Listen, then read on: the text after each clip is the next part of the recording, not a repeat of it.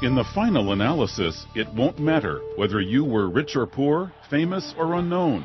Only one thing will matter: whether you, as a believer, were an overcomer. Jesus makes this clear in his analysis of 7 local churches in the book of Revelation. Those who overcome will be given white garments, because Jesus will say they are worthy. From the Moody Church in Chicago, this is Running to Win with Dr. Erwin Lutzer, whose clear teaching helps us make it across the finish line. Today, Erwin Lutzer continues his 8-part series on what Jesus thinks of his church. We're in Revelation chapter 3, learning about the church at Sardis and about those who will one day walk with him in white. He says that they will walk with me in white, for they are worthy. And where does their worthiness come from? They're worthy because they have the right garment. There's no worthiness in the Bible of human beings that is a worthiness that separates us from the grace of God. It is always grace that makes us worthy. But now look, 3 promises. First of all, the one who conquers will be clothed thus in white garments.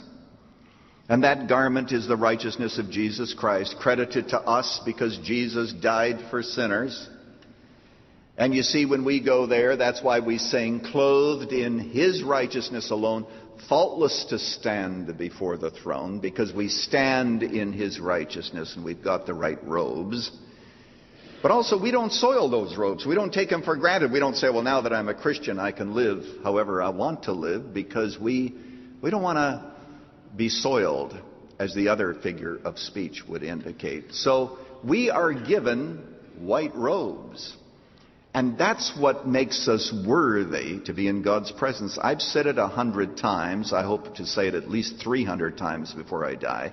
That's why Jesus is the only possible way to heaven. Nobody else out there has righteousness to credit to us that God will accept. That takes care of all those arguments that take place in university. Well, what's wrong with this person or this religion? Well, I'll tell you what's wrong. They don't have the righteousness to give you so that you can get to heaven. That's one thing that's wrong, and it's the major thing that's wrong. And now we can move on. Am I alone up here today, or is anybody else out there? And then he says, I will never blot out his name out of the book of life. Oh, that stopped many people. Is there a possibility of having our names blotted out of the book of life? Very quickly, in the Old Testament particularly, there's reference to the book of life, which is really the book of the living. When Moses said, either forgive these people or blot out my name from the book of life, he means the book of the living. He means kill me, but forgive these people. By the way, think of the devotion that Moses had. He was willing to say, kill me. Blot my name out of the book. It had to do with the register, the town register. When somebody died, you erased their name. That's what David had in mind, I think, in Psalm 68 when he said, blot out the wicked from the book of life. He's talking about the fact that these wicked people ought to die, and God ought to take care of them. But when you get to the book of Revelation, what you find is now we're talking about a different book. We're talking about a book that is really the book of life, elsewhere called the Lamb's book of life. This is a book of not just those who are physically alive, but spiritually alive, who've actually been born again. So the question is, can a name be blotted out from that book? That's the question. And some people on this basis and others have said that that means that a genuinely saved person can eventually be lost.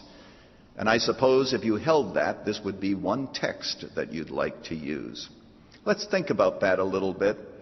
A lot of ink has been spilled discussing this phrase, so I shall summarize very briefly. It is interesting that in chapter 13 of Revelation, verse 9, it says this: all who dwell upon the face of the earth shall worship the beast, except those whose names have been written in the Lamb's book of life from before the foundation of the world. It's the book of the elect.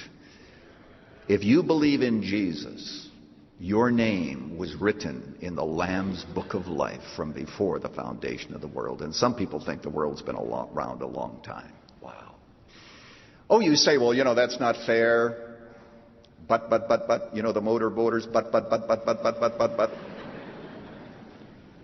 At the end of this message, I'll tell you how you can find out whether your name is there. So don't complain too much. Okay, you can know whether your name is there, but I'm ahead of the story. Are you telling me that someone whose name has been in the Lamb's Book of Life from before the foundation of the world is going to be erased within God's purposes? I don't think so. I don't think so. You'll notice that this promise does not say, I will erase his name from the Book of Life. This is a promise that he will not do it. Nowhere do you ever read, I will blot out his name. It's a promise to the faithful. Hey, look, you're faithful. You're going through a hard time. My promise to you is, I won't blot your name out of the Book of Life. When you stand before me, all is going to be very well. Thank you.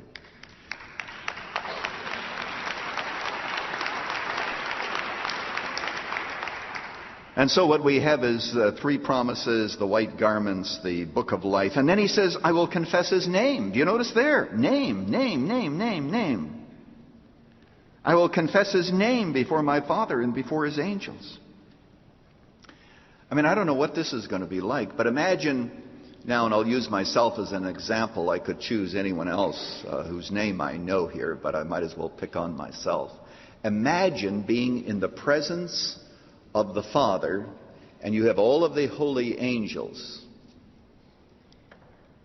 And then Jesus says to the Father, this is Erwin Lutzer. Can you even take that into your spirit? But I will confess his name to the Father. Elsewhere, Jesus says that if you're ashamed of me and my words in this sinful and adulterous generation. You know, those of you businessmen, nobody knows that you're a Christian because you're ashamed. I will be ashamed of him when my Father